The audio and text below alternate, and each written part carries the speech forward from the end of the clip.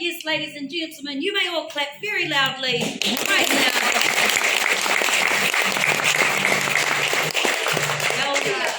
Kia ora to you all and welcome. We welcome you firstly here to our beautiful homeland of Aotearoa. Aotearoa meaning the land of the long white cloud. You all know it as New Zealand. We also welcome you here to its largest city, Tāmakimatoto, home to 100 lovers. You all know it as Auckland. And of course, welcome here to Tāmaki Paengahira, the Auckland War Memorial Museum, which is situated upon this most sacred hill that we call Te Kawa. Now, we are your performing group. We're known as Te Whānau Raukura. We are here to share with you song, dance, histories and stories of our people, the indigenous people to these lands we know as the Maori. Now, we begin our performance today with the sound of one of our traditional instruments. This instrument is known to us as the pukaya. This is our war trumpet. Now, in days of old, instruments like these were used to herald the approach of visitors, much like yourselves, who were entering upon our traditional villages. Our beautiful maiden then stepped forward to perform the karanga. Now, this is the cry of welcome. Now, when entering upon our marae, our villages, the very first voice you will hear is the voice of our female. She uses this to welcome you all high up onto our lands, hauling your waka, your canoe, closer to us so we can become one people. We then shared with you a waiata tira, waiata meaning song, tira as a group, so this is our choral item. Now we use this particular item to acknowledge our kaihanga, our creator. We go on to acknowledge our tūpuna, or our ancestors who have handed down these treasures to us.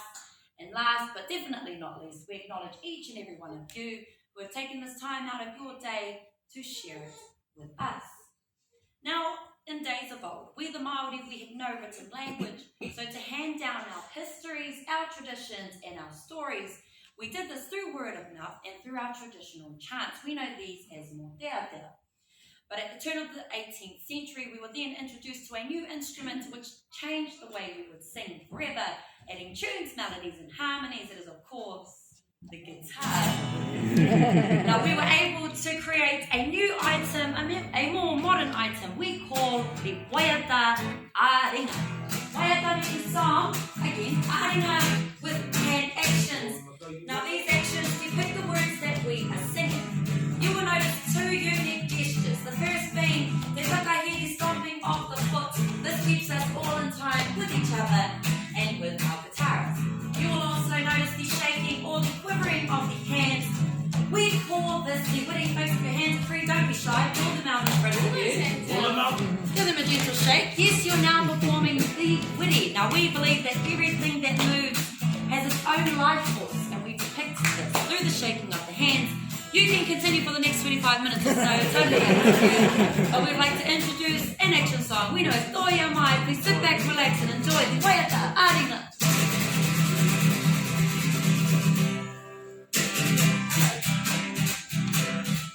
Maori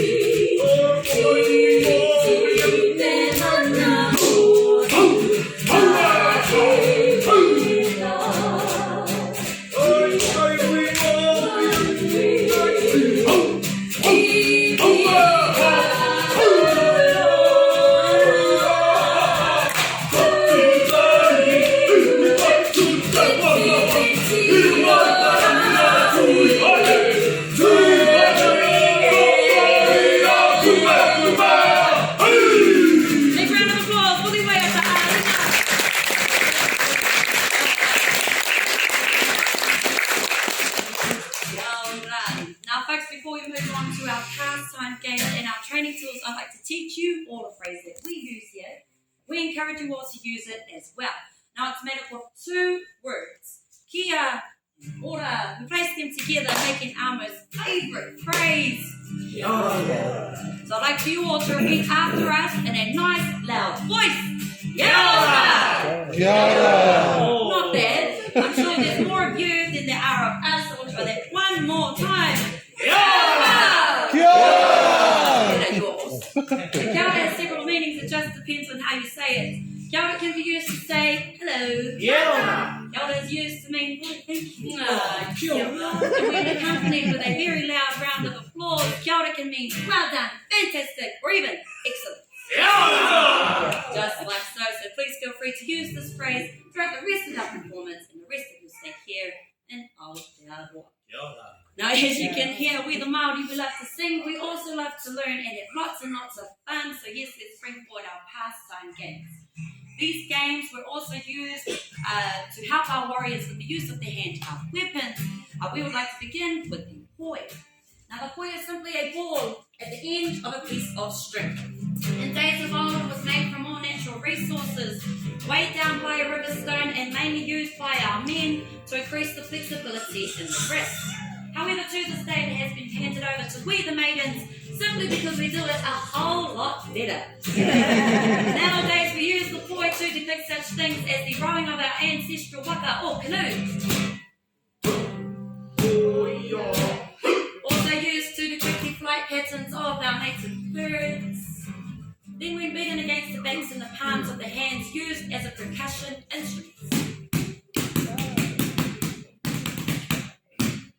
Wow, just like so.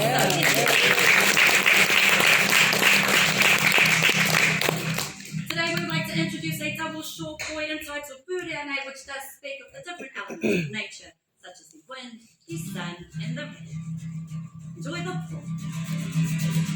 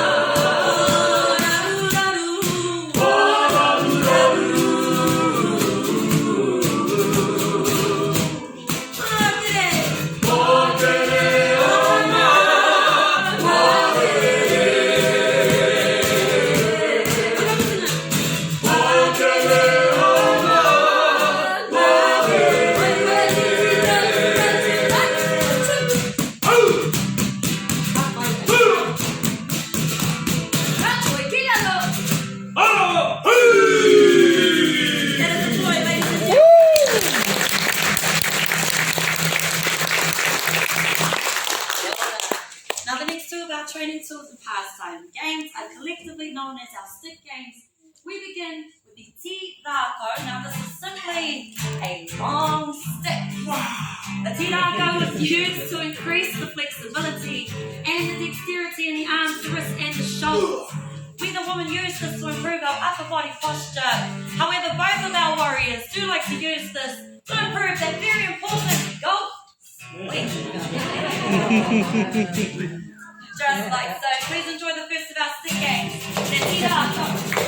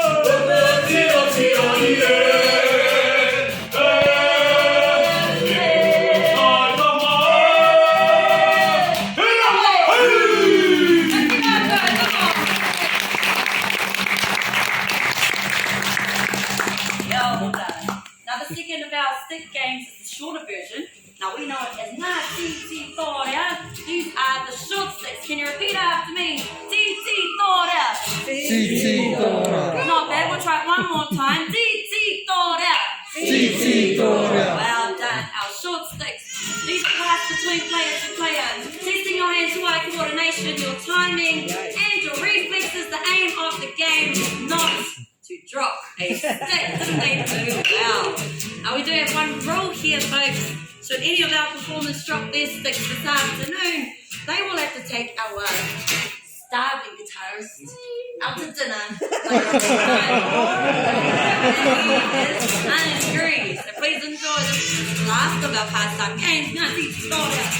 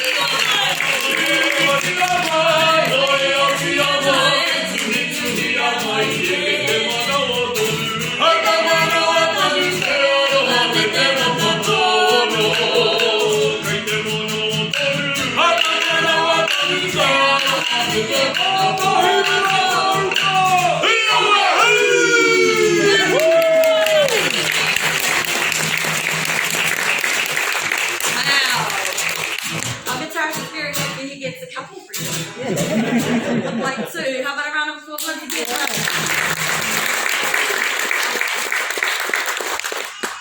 We would now like to show you the reasons as to why we had these pastime games and why they were used as training tools.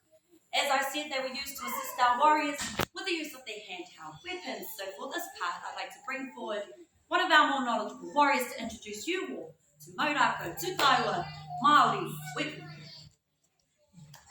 Kia ora folks, my name is Tehi, bringing forward the segment we know as Tūtaua Maori Weaponry. Now we're going to showcase one of our weapons this afternoon, this being our long staff, the taiaha. Now the taiaha is carved in the abstract form of the human body as made from parts, and it's held here by a warrior papari. We begin firstly with the upoko of the head. Now extending from the end we have the whetero, the arero, the protruding tongue. This is the gesture seen as a sign of defiance, done to scare, done to intimidate our enemies. This gesture was only ever done by our men. We move up to the eyes, ngakaru, the mata. Now these are made of power shell. You may know it as abalone. Now these eyes are used to guide and protect the warrior from all four sides. Mahuefa. To the awe, the hair, this is fashioned with rokura, feathers used to catch the eye of the opponent, distracting them, allowing the warriors to go in for strike. Always held at the tinona, the body, where the raka was manoeuvred to perform strikes, on-guard movements, and counter-attacks. The most deadliest parts are outside. Cutting blades known as the ate, used to slice, used to cut, and the tongue of the butt end used to thrust into the enemy. Ladies and gentlemen, that is a warrior papahari with the taiaha. At this time, our warriors are going to come forward to demonstrate what we know as paua. Now these are our strikes aimed at the four most vulnerable parts of the body: the head, the neck, the torso, and the legs. Beginning firstly with our strikes to the head. To the neck, power, kaku, what? To the body, power, finally to the legs, what? Blocks and counter-attacks concentrated at those same four parts of the body. Beginning again, the upoko or the head. To the neck, what? To the body, final block and counter-attack to the legs, and of course, the family jewels.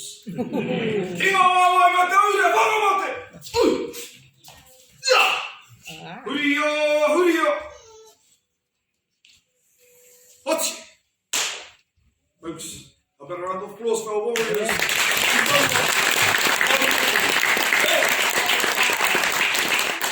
Now, folks, to stay on that note, it has almost brought us to the end of our cultural performance for this afternoon. However, we would like to leave you with our most traditional items. The first, of course, is our our traditional chants, as I said earlier, that they were used to help us retain a lot, if not all, of our histories and traditions. To follow our traditional chant, our is probably our most famous dance. Probably already seen this dance before. It is, of course, our posture war dance, or our haka. Now, the haka was used in days of old to prepare our people mentally, physically, and spiritually for warfare. Throughout the haka, you will notice our performers slapping different parts of their bodies, the thighs, the chest, and the arms. Now, this was all in order to condition the skin. You will also see the